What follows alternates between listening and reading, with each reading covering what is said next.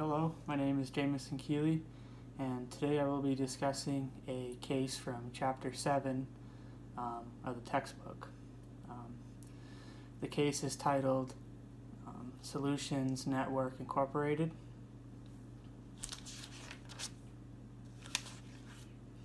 And basically, it's a case where the internal controller and the CFO are basically having a disagreement as to when to recognize revenue for a transaction. The CFO apparently has got the order from the CEO. He's got the order from the top to recognize revenue on a swap transaction in which only half of the swap is complete at the end of the year. So Sarah Young, the controller, she's the one that would not like to recognize this swap transaction as revenue because, just like I said, she recognizes that only half of it is complete at the end of the year. The other half gets completed sometime in the middle of January, is probably when DSS, that's another technology company, they're shipping software to Solutions Network as the second part of the swap. And their software is supposed to get there sometime, like the 28th of January, so they'll probably send it a week early. But even if it is FOB shipping point, as was Solution Networks, still not getting shipped to the middle of January. It's a following year transaction, not the preceding year. So basically, Paul, he's the CFO. Just like I said, he wants to recognize the revenue. He's pretty heated. Apparently, there's bonuses on the line. If this gets recognized as revenue, they meet some earnings targets. So he's got a lot of pressure on him. He's pretty unstable.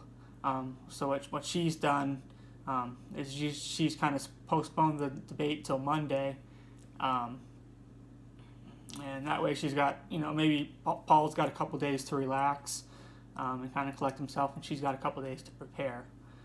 So on the weekend she calls, I don't know if I'll probably call it a friend, but it's more just a fellow professional. She's also a controller. Her name's Shannon. They talk about what's going on with Sarah, and Shannon's advice is, hey, Paul's a CPA, you're a CPA, you guys both took the same, open book ethics test, you both took ethics class in colleges, you know what GAAP is, you know how to apply GAAP. She just said, just basically go with an ethical argument, argue all of those things. That was her advice, which is actually really good advice, because the meeting on Monday, Paul's the CFO, he's not the top. Obviously the CEO wants us to recognize his revenue,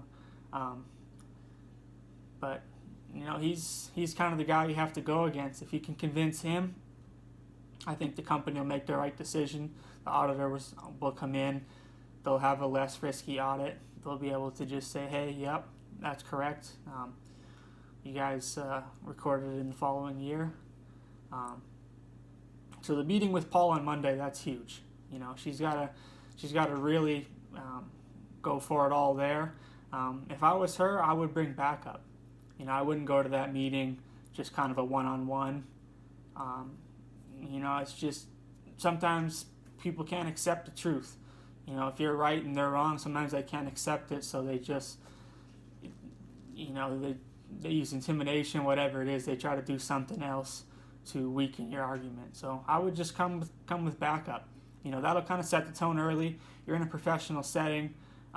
If he freaks out at that just shows that he's more guilty. If he feels threatened because he's guilty, then he probably is.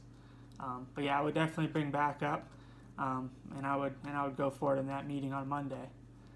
Shannon gave some good advice as far as what argument to make, and hopefully the company makes the right decision and the audit is that much easier to conduct.